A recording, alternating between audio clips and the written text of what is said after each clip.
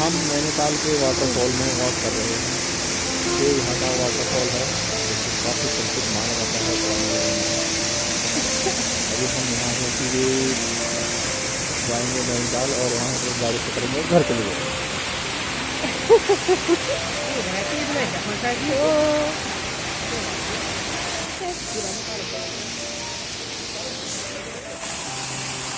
और ये हमारे वीडियोग्राफर हैं, दिल्ली से आए हैं।